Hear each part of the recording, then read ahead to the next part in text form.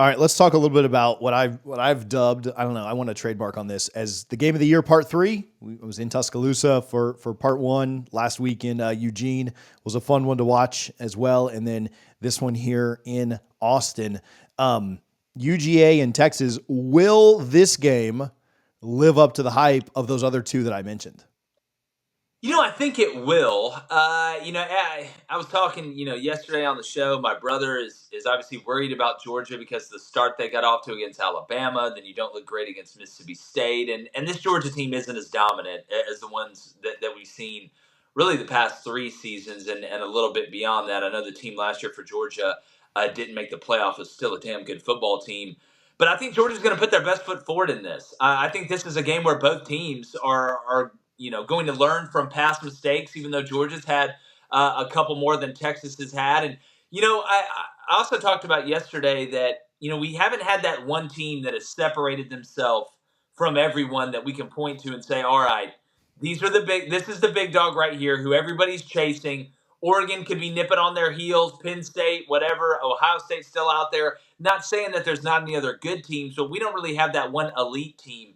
I think if Texas passes this test with flying colors and they win by double digits and they keep looking as dominant on the line of scrimmage, especially defensively in that front seven as they have, we got to put Texas kind of in a different category. I know that Michigan didn't have much offensively. I understand that Georgia's probably going to be the first team that Texas has played, including Oklahoma, obviously, that is more balanced offensively. But TJ, this Georgia team has been more pass to run. I mean, I think we're going to kind of have a Freaky Friday situation. I think Texas and Sark and them are going to line up and see how well they can run the ball early.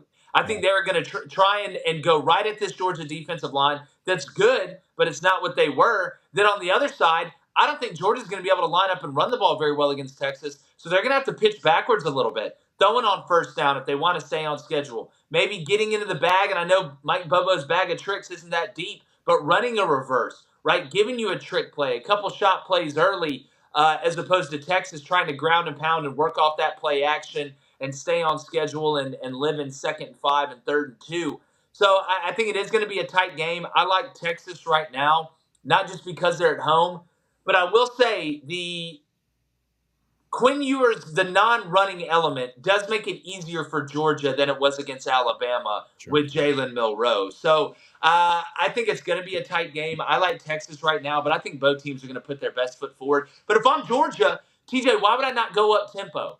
Right? The way they came back against Bama was going up tempo as fast. It took the thinking out of it. They kind of had to do it. And then starting off against Auburn, they went up tempo. So obviously they liked what they saw, and it worked. So if I'm Georgia, I'm coming out the gate going fast. I want to give Texas, keep them on their heels a little bit, catch them in base a decent amount, and see if I can't get off to a good start as opposed to what happened in Tuscaloosa. Yeah, I kind of agree with you, and the joke always gets made because of the comment of we're back a few years ago. But it's funny to even ask this about the number one team in the country, which again, who is really the number one? I guess we'll find out when they play each other this week. But Texas feels like they could make just the biggest statement of all, the biggest we're outside of winning a title, right? The biggest we're back statement of all, especially if they could win this. If Georgia doesn't play well. They, maybe last week you could say is a look ahead. In Bama, they were just off in the first half. Maybe you can excuse it. Kentucky's maybe better than we thought. But if they were to win this going away, and I even mean going away 10, if you win this game by double digits, to me, that's the biggest statement that could be. That's even bigger, I think, than what Oregon did last week. If you beat Georgia, who is still, to me, the program you mentioned last year, I think if they get in as the 4 seed, they probably beat Michigan, right? They probably win it. Yeah. So you beat the program in college football still. I'll still give that to Georgia. You beat them by 10-ish, right? Which I'm not predicting. To me, that's the statement of the year.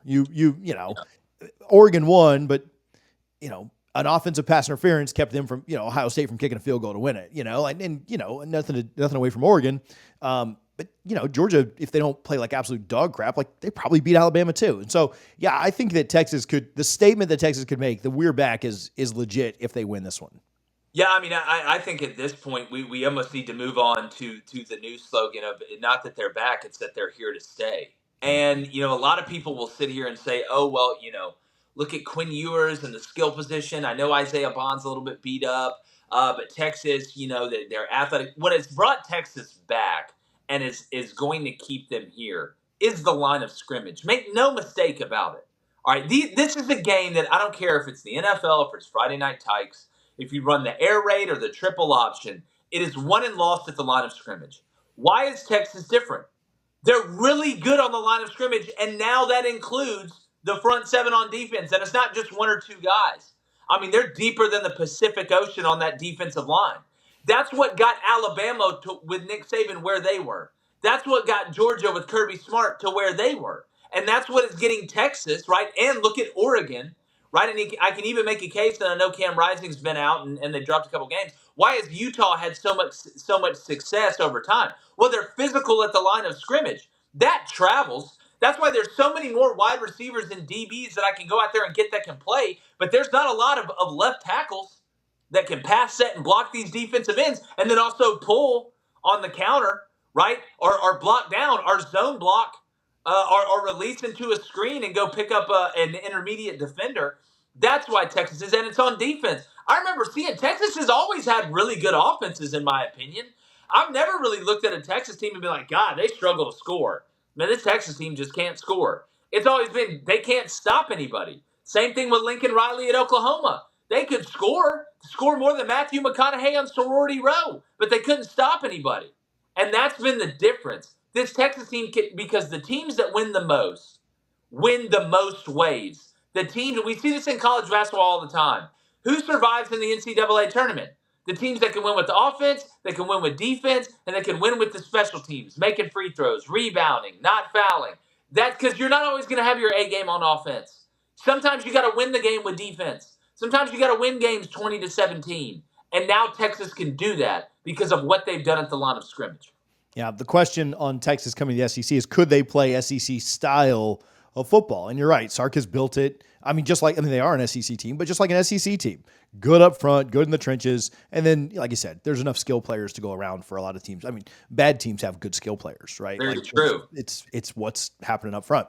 If Georgia loses this, it'd be the second conference loss. Now, with everything else, it's kind of crazy. I mean, Alabama could pick up their second conference loss this week. Tennessee could pick up their second conference loss. Ole Miss, there's still a path, I guess, for Georgia if they lose this, with what the SEC looks like this year. But what are your thoughts on the struggles at Georgia? Is it everybody else catching up? Is it off-field stuff? Is it just that it's hard to stay on top of the mountain? Or is it all of it? What are your thoughts there on what's wrong with Georgia? Well, there's multiple things, right? I think Georgia's got a top 5 roster in college football. You look at the way they've recruited. It's just they lost their kind of catalyst from last year's team, right? Offensively, their main pieces. And Carson Beck is trying to elevate everyone else around them. But you see this, right? You kind of see, and I don't want to call this a lull because they're really talented. I mean, even on defense. They've got really good players on the front seven and the defensive line, but they don't have a Jalen Carter.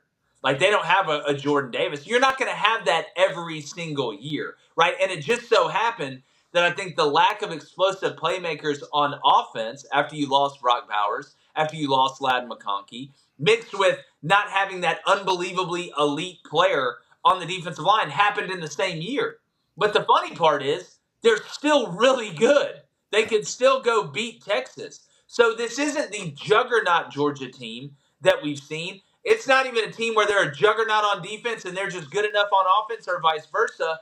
They're just a good football team. They're not an elite football team right now. But I will say one of the things I think Kirby does a great job of is his teams typically get better as the year goes. And they're young in some places right now. And they've had guys that have been kicked off the team.